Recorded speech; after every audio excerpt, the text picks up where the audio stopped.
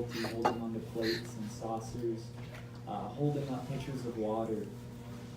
And it was a very scary experience. We didn't really know what was happening. So me and my mom and dad went searching for answers. We went to UC Denver, we went to a neurologist in Grand Junction, we went to the Mayo Clinic in Arizona, and it wasn't until I moved back out to California that I was officially diagnosed with ALS. And for those of you who don't know, ALS is a crazy disease. It affects the motor neurons of the body, and the motor neurons are responsible for sending messages from the brain to muscles. So if I want to move my arm, my brain sends the message through my motor neuron to my arm, and then my arm moves. So as these connections break down in ALS, the muscles aren't able to receive these messages, and they kind of think that they're not needed and begin to break down. So you kind of continually lose this physical function. And it's a difficult thing to experience on a lot of levels, this kind of progression. And it's been really challenging for me at times. But it's a crazy thing for me to experience more happiness and gratitude and just presence and excitement for life now, you know? When I left Telluride, I was obviously scared and worried, and I come back to Telluride in many ways feeling more fulfilled and happy than I felt in a long time. I left Telluride thinking that in many ways my life might be over, and I come back in many ways feeling like it's just begun. So how is this possible? How is it possible for a person to go from full physical function and being relatively unhappy even before I began to lose function, and experiencing a challenge such as this and learning to rise above and find peace and happiness even through this difficulty? Well, there's a lot of reasons for it, but I want to touch on just a few of them that I think are really important in my life that make my experience feel lighter and brighter. One thing that I've been recognizing is how important perspective is, and recognizing that we all have the power to choose the perspective of life that we prefer. During especially the early phases of this challenge, I was holding a perspective that life is unfair, you know? I'm being punished, like, why is this happening to me? Maybe my life is over, you know, and these perspectives, even though they're natural, going through a challenge such as this, I recognized that they didn't feel good and they weren't helpful. So one of the practices that I've been working on in my own life is cultivating a perspective that aligns with me and that makes me feel good. A perspective that life is good. This experience is good. Every single moment matters. Every single day is precious.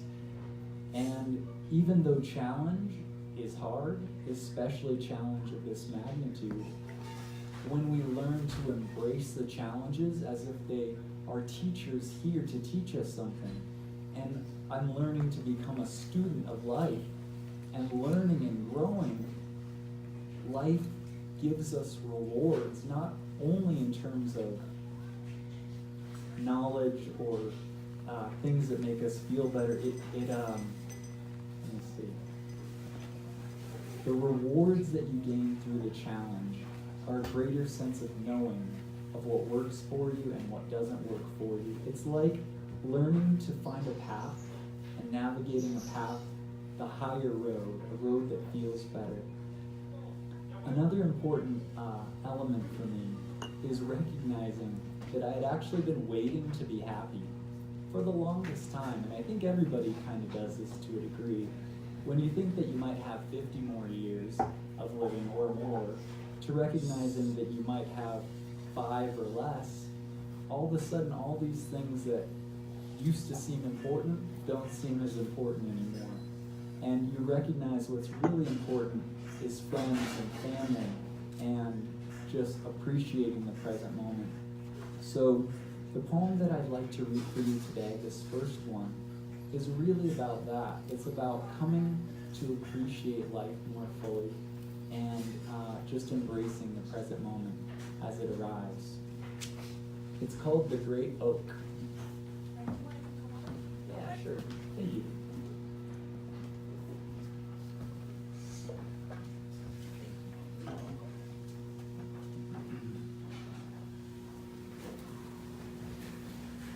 On a hill beneath the boughs of a massive oak I sit, with its bark at my back and with nowhere to be but under this shade as the sun burns above and sleep eventually takes me. In dream, I am facing the great oak, which stands in strength and wisdom, beckoning for me to place my palm against its ancient bark.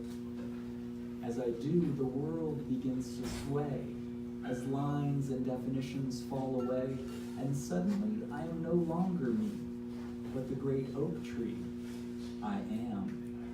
I am gnarled wood and bark embodied, towering trunk, limb, and branch. I am roots reaching deep into soil, seeking water's wetness. I am laden with leaf beyond counting, my collectors of sun-cast light. I am ancient oak to earth anchored, and this ground is my home. At night the sky is my ceaseless ceiling, as I marvel at the endless expanse of space in which a billion bright stars splay out above, scattered across an unfathomable infinity as blinking expressions of divine love. It is in an ever unfolding moment that I live, measuring time not by the ticking of seconds, but by the sun's conducting of light and dark, or the moon's spanning of starry sky. In these times passing, I mark. I exult in the beauty of being over years, gathering rings of growth around me, as light's rays and liquid life both I imbibe. And as the present moment pushes forward, each day is a new reason to be alive. Through the ceaseless shifting of seasons, from seed to sapling to towering tree, life's perfection dances around me, and from this perspective I perceive what it truly means to be. I laid nearer to the hillside while I slept, under the ancient oak's shade. I realize that I can walk from this spot, travel to whatever place I please, but the urge to stay is in rooted remembrance. I remain and decide to sit a while longer.